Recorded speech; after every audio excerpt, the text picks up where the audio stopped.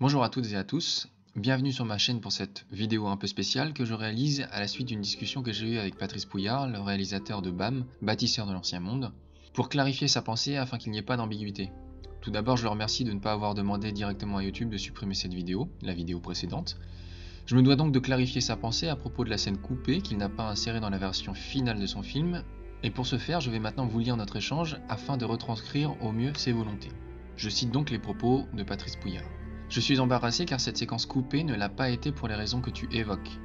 Lors de sa publication, elle était accompagnée d'un texte dans le descriptif. Cet extrait présente à la manière science-fiction l'hypothèse d'une intervention extraterrestre à l'origine de la création de l'Homo sapiens, évoquée par des chercheurs alternatifs à partir d'anciens textes, mythes ou légendes. Bien que je ne sois fondamentalement pas opposé à une telle possibilité, imaginant que c'est ce que nous pourrions faire le jour où nous aurions résolu le problème du voyage intersidéral, dans une version bêta de BAM, cette séquence était suivie d'un exposé des raisons pour lesquelles je n'avais pas retenu cette piste. Ce que j'observe à divers endroits de la planète, bien que spectaculaire, ne me semble pas être le fruit de la technologie d'un peuple capable de traverser l'univers.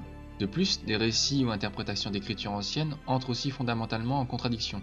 Alors, quelle version retenir? Pourquoi l'une et pas l'autre? À mon sens, osant penser en dehors de la boîte, une telle hypothèse de croisement génétique créant un humain devrait logiquement pouvoir s'observer à l'aide de la génétique. Sans de tels éléments, il me paraît un peu délicat de formuler des hypothèses, mais ce n'est que mon opinion. Face aux faits présentés dans BAM, une autre hypothèse s'est présentée, celle d'une civilisation humaine détruite par un cataclysme planétaire, il y a environ 13 000 ans, qui aurait fait basculer la Terre dans une période de glaciation, appelée Dryas récent, qui dura environ 1300 ans et marquera les débuts de notre actuelle civilisation. Le problème principal est qu'à la fin de cette mini-période glaciaire, un site archéologique a été bâti, le site de Göbekli Tepe, en Turquie, daté par l'archéologue Klaus Schmidt, méthode du carbone 14 calibrée, à 11 600 ans, plus ou moins 150 ans, ce qui vient totalement bouleverser la chronologie de la sédentarisation humaine. Fin de la citation de la description qui accompagnait la vidéo. Comme dit dans ce texte, je ne suis par principe opposé à rien, mais j'ai besoin de preuves pour affirmer quelque chose. À affirmation extraordinaire, preuve extraordinaire, comme disent les sceptiques. Ce texte m'intéressait par rapport à son anachronisme, mais dans la version bêta de BAM, car ça continuait ensuite, j'avais montré que les récits anciens se contredisaient. Ainsi, d'un côté par exemple, le but de la création de l'espèce humaine était pour fabriquer des travailleurs, tandis que, dans la Mahabharata, il serait plus proche de ce qui est raconté dans la Bible. Toujours est-il qu'il est amusant de voir traîner ce genre de récit dans notre passé.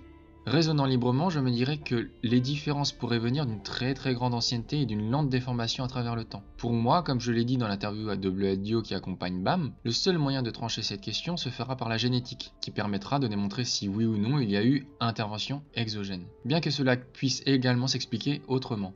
Voilà des années que je parcours les sites en question, ceux qui m'intéressent dans BAM, et pour moi l'hypothèse la plus probable quant à ces structures est celle de l'ancienne civilisation. Je peux me tromper, mais j'avance pas à pas, tranquillement, afin de rassembler le plus grand nombre de personnes autour de données factuelles. Pour revenir à cette séquence, elle a été reprise par les uns et les autres sans me demander mon avis, et le texte descriptif est passé à la trappe. Aujourd'hui, certains qui ne sont pas au courant de ça, ceux qui n'ont pas vu la version bêta, pensent ou font penser aux autres que je cautionnerais cette hypothèse, et du coup on me traite de manipulateur qui cache son but secret, la promotion des aliens.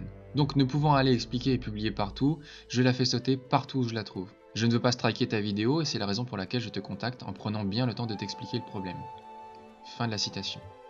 Donc encore une fois, je le remercie chaleureusement de ne pas avoir supprimé la vidéo, et pour clarifier la situation à la pensée de Patrice, s'il n'a pas inclus cette scène, cela ne veut pas pour autant dire qu'il cautionne la thèse d'une intervention extraterrestre, ni qu'il la dénie totalement.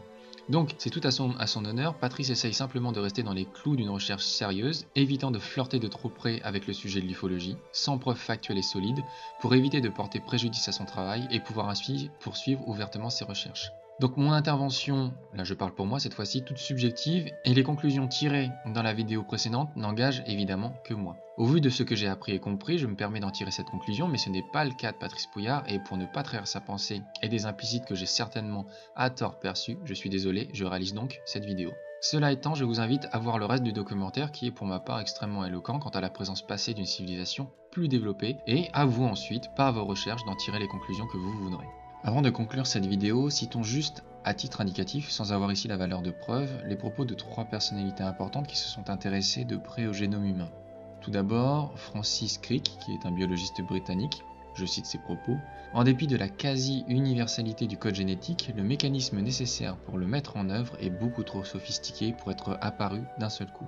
Il doit avoir été assemblé par une intelligence probablement par médiation d'une civilisation extraterrestre. Des propos plutôt éloquents de la part d'un biologiste. Citons ensuite George Sim Johnson, qui est notamment l'auteur du livre « Et si Darwin s'était trompé ?», qui met en relation les évidences scientifiques à propos d'une manipulation sur le génome humain et donc d'une intervention exogène quant à l'évolution assez étonnante et soudaine de l'hominidé. Je cite « L'ADN humain contient plus d'informations organisées que l'encyclopédie britannique. Si l'intégrité du texte de l'encyclopédie nous arrivait en langage binaire depuis l'espace, la majorité des gens considérerait cela comme une preuve de l'existence d'une intelligence extraterrestre. Mais lorsque c'est observé dans la nature, on explique cela en tant que produit de forces aléatoires. » Enfin pour terminer, citons Francis Seller Collins, médecin généticien américain. Quand je découvre quelque chose sur le génome humain et qu'alors je reconsidère le mystère de la vie, je suis envahi par un sentiment d'étonnement, d'admiration et de profond respect. J'accepte la possibilité que la science ne soit pas prête à résoudre certaines questions du monde naturel, le pourquoi au lieu des comment, mais je trouve ces réponses dans le monde spirituel. Cela ne compromet en rien ma capacité de penser avec la rigueur d'un scientifique. Tout ça pour dire, avec cette dernière citation, qu'il est possible de temps en temps d'analyser les choses d'un point de vue de cerveau gauche, qui malheureusement notre civilisation est une civilisation complètement axée sur le cerveau gauche, mais qu'il est aussi possible de s'ouvrir aux potentialités et aux possibilités en ouvrant juste un peu notre imagination et donc le cerveau droit, cette imagination qui nous permet d'aller plus loin, comme ça a été le cas pour des hommes. Par exemple, Christophe Colomb, qui a imaginé pouvoir trouver le continent indien en traversant l'océan. Et donc, grâce à ce cerveau droit, il a imaginé ce potentiel. Et ensuite, grâce à son cerveau gauche, il est allé plus loin. Donc les deux peuvent travailler de concert dans une cohabitation mutuelle de bonne aloi et surtout féconde. J'aimerais terminer cette vidéo en expliquant son questionnement tout à fait légitime quant à l'antagonisme des textes. Premièrement, j'aimerais rappeler que cette période glaciaire récente qui s'est passée il y a environ 12 000 ans, de ce que je sais moi et de ce que j'ai appris de l'histoire d'Enki, cette période glaciaire, c'est la première attaque d'Anu de la Terre, il y a 12 000 ans, lorsqu'Anu a demandé à Enki de supprimer la race humaine, parce que Enki était en train de faire évoluer à grands pas la race humaine et que ça inquiétait beaucoup Anu de voir plein de petits Enki en puissance se développer. Eh bien, Enki a dit non, il a refusé de supprimer et de détruire la race humaine, et donc sa création, et donc Anu a attaqué la Terre.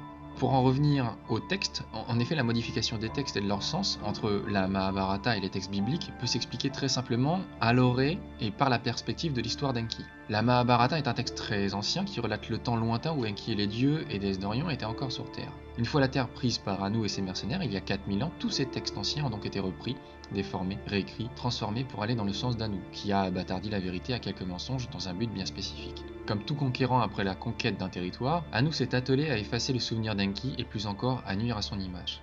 La Mahabharata, qui a aussi été réécrite et transformée, laisse tout de même filtrer, en filigrane, quelques réalités selon moi clés quant à l'histoire passée des dieux. Et c'est pour cette raison que j'ai interprété cette scène coupée, pour moi extrêmement importante et éloquente, du film de Patrice Pouillard. Donc l'interprétation faite ici n'engage que moi et n'est pas du tout la volonté de son auteur. Donc retenez bien, l'idée de Patrice Pouillard et de son documentaire n'est pas de cautionner ni de renier totalement l'hypothèse d'une intervention exogène. Je vous remercie beaucoup d'avoir regardé cette vidéo et je vous souhaite le meilleur et je vous dis à très bientôt.